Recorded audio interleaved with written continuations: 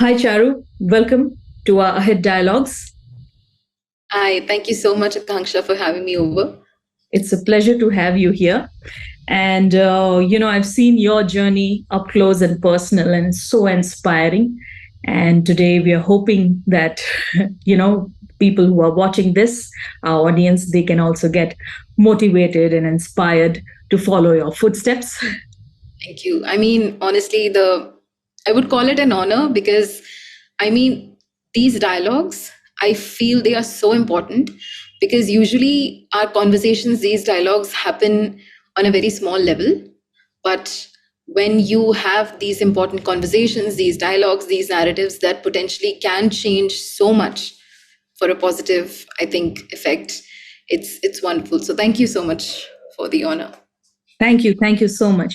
I would like to tell my audience who are watching this that you have been part of something exceptionally historic.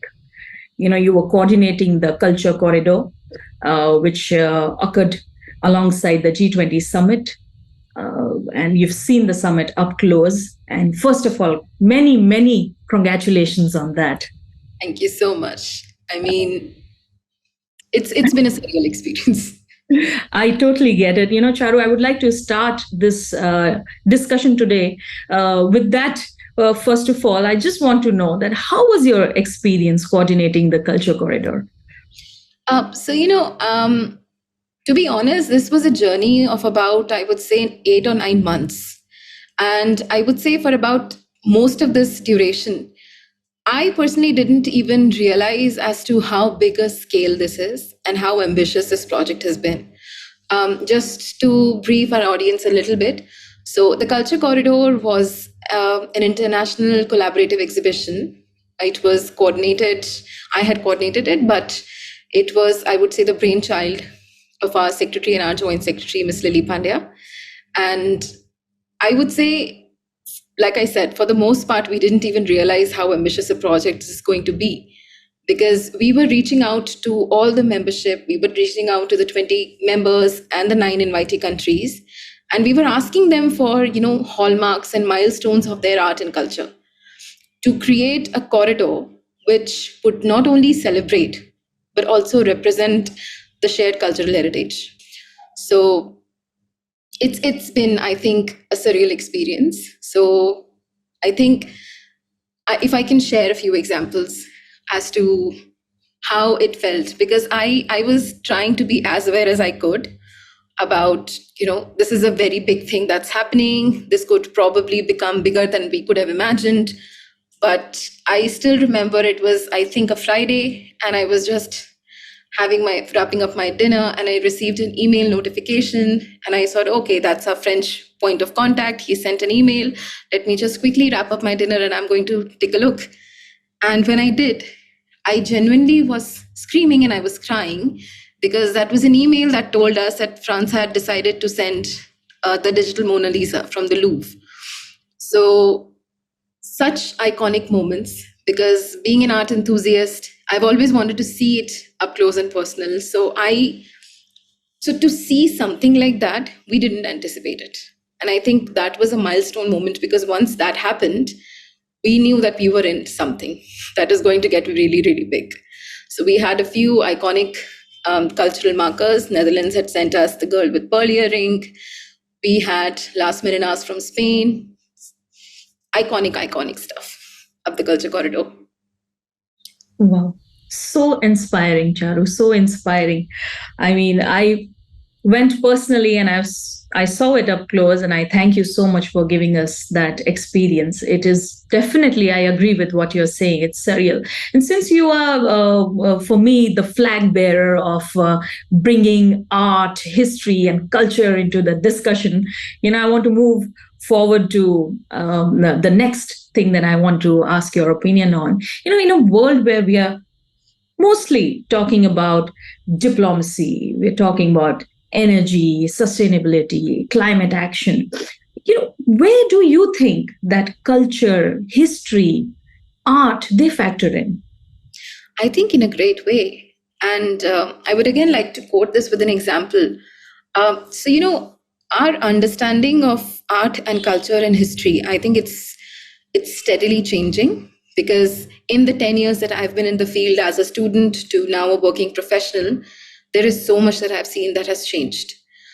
When we talk about diplomacy, I think so. Unlike a lot of these culture working groups of the G20 summit, we also were having a lot of problem negotiating, coming down to a declaration.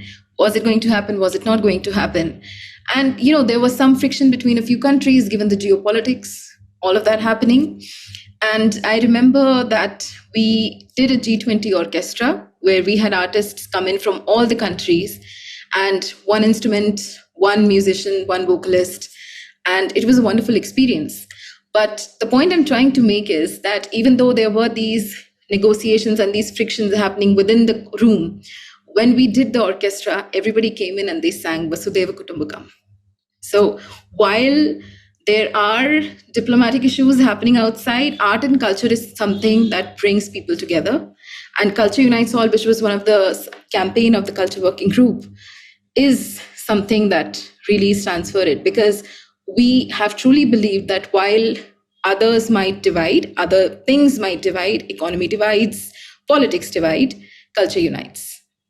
So we think that, I personally also think that it has really been a moment when everybody has just come together, everybody is united. And I think in the next few years, we're going to see culture and art playing a major role in how these policies act. How lovely. Vasudev Kutumbakam, indeed. I agree. That brings me to my next question that I want to ask. Since you have mentioned culture unites all and Vasudev Kutumbakam, definitely our motto. Uh, it seems that all our efforts are somewhere pointed towards inclusivity. Yes. So, how important, you've stated, but I want you to emphasize a bit further. How important do you think that culture and art is in this discussion of inclusivity? I would say it plays a really big role, a role that is bigger than we understand at the moment. Now, you see, if we take a few years and we think about how and what was our understanding of history and what was our understanding of art and culture, it was very narrow. I would still say it is still quite narrow. There are a lot of narratives, a lot of traditions, artistic traditions, cultural traditions, even historic traditions that are overlooked. They are now getting recognition. But I think that in the next few years, we are focusing and moving towards that goal of being more inclusive. I'll share another key moment from my G20 journey while we're on this note. So we had our third culture working group meeting in Hampi, and right before the meeting, when me and my colleagues were doing a little bit of research into the area, we found out that there is a thriving community of Lambani people who stay in the area in Karnataka, and there is a very historic embroidery tradition that exists there. Now, these traditions are usually overlooked because when we think about Indian traditions, we think about something that's, well, very mainstreamed, streamlined, very narrow. We do not really know much about the million different threads that are spanning out. So when we spoke to these women, somebody in my team, my colleague, she came up with an idea that, oh, how about we try to set a Guinness record of displaying the largest number of Lambani items? And it was one of the most, I would say, surreal moments in my life, because we had about 450 Lambani women come together to create items out of these embroidery patterns. Now, mind you, this is a very laborious task. It is something that takes hours and hours and weeks and months and such a long time. And the last few days leading up to the day when we were going to set the record, we actually saw so many of these women come together. They were singing their traditional songs, they were dancing. It was such a community building moment for them. So when we talk about inclusivity, I think it is these narratives that need to be included. And it is these narratives that, help us understand our historic and artistic and cultural traditions more. And I think even when we're talking about in a bigger picture, these narratives play a very big role. Because otherwise, how do these 450 women really care about what's happening on the summit? or what's happening in big conferences, but to make a change at the grassroots level, to make them feel more inclusive. That's where that's where I think we need to work, and that's where we're working. Agree, agree. I totally agree with everything that you're saying. It's resonating with the right fervor of things that we need around us. But Charu, you are a history student. I am a history student, and we've seen both sides of the spectrum where we loved it and hated it and then loved it again. Do you think that today, amongst the young generation, the inclination towards learning or wanting to learn, getting into liberal arts is kind of fading? And what, according to you, should educators or businesses or people in general should do to sort of increase their interest towards liberal arts? I mean, so when I talk about liberal arts, I can speak from my personal experience, which has been looking at people and including us who have studied history, my juniors, people who I still teach as we go along. Now, one thing I've noticed, and I would agree with you, Kanksha, that it is somewhat fading, because the narrative has always been, oh, it's a theoretic subject. You just need to read into it just to so that you can pass your exam. You don't need to go too much into it. There is nothing to take away from it, really, which I think is such a false narrative. Like, it couldn't be farther from the truth. So one thing that I've always taught my students, and I think that's a role that we can play as educators, to make it more fun, to make it more relatable. Now, a bunch of students, so I'll give you an example. So a couple of years ago, I was teaching at the College of Art, and I was a guest lecturer there. I was teaching aesthetics, and my students were a bunch of fine art students. So one of the challenges I faced was that a bunch of artistic students who are into fine arts, they're not going to care about philosophy. They're not going to care about what Hegel said or what Nietzsche had said. So how do we make it more relatable to them? So I personally would make it more engaging. I would often ask them, do you agree with what this person had said? Do you think that do you think that if you lived in the time, you would agree with him, or do you think that it has aged well or not? And all these questions. And I would make it really informal, because if you're not engaging with them, they're not going to have any interest in it. And then it's all going to come down to, oh, just notes.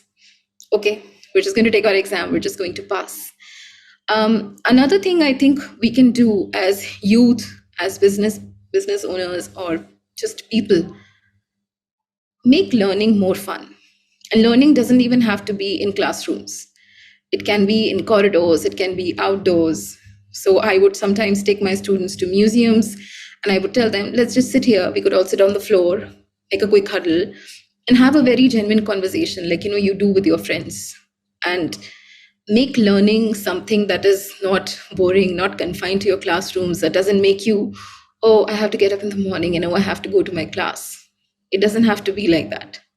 So I think these are some of the things that we need to do in order to make sure that the liberal arts, the interest in it, doesn't fade. Because history is, like an open book into our future. It's not just something that oh, it happened in the past and it doesn't matter to us anymore. It cannot affect us anymore. We can't relate to it anymore. You have to make it relatable. You have to resonate with it in order for the youth to really be more prepared for the future. Amazing, amazing. Yes, you are absolutely right.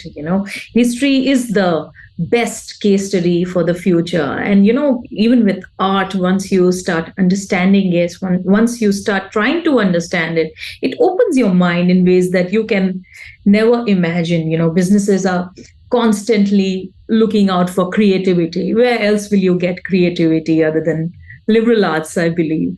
And I think now that even when it's a common accepted thing that art is such a therapeutic, uh, well, it just helps you with your stress. Yes. You want to do it just as a therapeutic activity, you can do it. So as business owners, you can have workshops. I know organizations that help with these workshops, so you can do it just as a creative outburst, so to speak. I totally agree. You have been an educator yourself. So, what do you think the students, who are listening to this, who are watching this video, who are trying to get into the subject of history, subject of art, what do you think they should have like goals set for them? Where should their focus be? Because I remember when we were doing bachelor's, we were pretty lost, because I remember nobody giving us this perspective. We never understood that what we are reading, what we are studying has it comes with a great responsibility, because this is a knowledge that can change you and that can change the world. So, what do you think that the students should keep in mind? I mean, from my personal experience, this is wisdom I've learned after our graduation years, because at the time, like you said, we were very lost. We didn't know much. I mean, I remember going to the library maybe once or twice, because at the time it seemed so vast that I just thought that if I'm able to cope up with the notes that are being given, with whatever's being taught in the classes, if I'm able to cope up with that, that's good. So I think that when we're talking about history, like I said, I think it's very important for our youth to understand that it's not just an alienated field that is only taken up as a theoretical thing, that, oh, there is no practical use to it. Well, there is. I mean, people have been saying it for, I think, I don't even know how long. History repeats itself, and it's true. It does in so many different ways. There is so much that you're able to understand when you read history. And because, there is a pattern to everything. So I think that is something that the youth can do, people can try. Also, I think when it comes to art, I have a personal, well, agenda, so to speak. I have a problem with how people have been taking art now. They look at art and they look at it as something they analyze, including the youth. So I would often tell my students that, if you don't walk into a gallery or if you don't walk into an art exhibition, and if you don't look at an artwork that makes you want to cry, you're not doing it right, because it has to be felt. And if you're not feeling it, in Indian aesthetics, there is a concept of navras, which is the essence of an art, of anything, not even an art. It started off as a performing art concept. But so if you're not feeling it, if you're just analyzing it in your head, then you're not doing it right. So, to my youth, I would genuinely say, if you are still in your formative years, if you're still studying it, don't just look at it from a textbook. Don't just look at it into all technicalities of it, but something as that has to be felt. I also think that you have to be more opinionated. I mean, I wish that when I was a student, I was told this enough, but unfortunately, we weren't. That I often tell my students to put their opinions forth as much as they can, because this field, I mean, I know history is more fact based, but if you are into the art and culture field, it is really subjective, and it is what makes you stand out. So if you are just going to go with the herd and be like, okay, fine, this is what was told and this is fine, you're not doing it right. So you have to be more opinionated, you have to put your opinions forth more, and you have to really feel it more. Yeah. True, true. I mean, I agree with what you're saying. It's like going to watch Swan Lake and then just counting the number of steps and Yes. counting the dance moves. That's not how you do it. Charu, it's been short, but it's been amazing speaking to you. It's been super inspiring, and I'm sure everyone who's listening to this is getting more and more inspired to bring the essence of art, culture, and history into their lives. I've always personally felt, and I've always, as you said, been very vocal and opinionated about it, that a society that doesn't let art, culture, and the understanding of the history seep into it is a society that is crippled. I'm being very harsh with my words, but it Yes, is. it is. We all of us want far-reaching impacts. All of us want our nation to rise and shine. But the backbone, the value system, so-called, we all keep talking about, they are somewhere embedded in the understanding of our history, of our culture, and of our art. And Charu, thank you so much for taking out time today, and it's been a pleasure. I hope we can do this much more in detail sometime. I would love to hear you talk about Klimt. I would love to hear you talk about Monet. And we share a passion towards the Renaissance. Absolutely.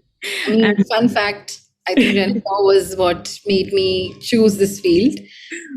Because if you remember, we had that one subject, modern Western Yes, history, and we had a small chapter on it on Renaissance. And I yes, was so inspired. I was like, this looks so cool. I want to study more.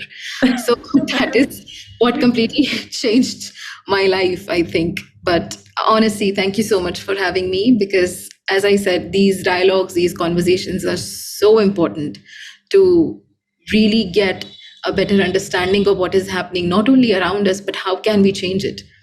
Because, I mean, if not, then we are indeed a crippled society. If we yes. just keep our mindset very narrow and we don't let all this seep in.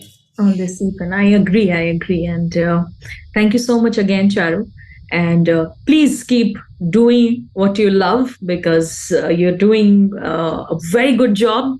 And you are, in fact, giving all of us a perspective, a new perspective where we are seeing that traveling on the same path can lead you to different places, much more interesting places.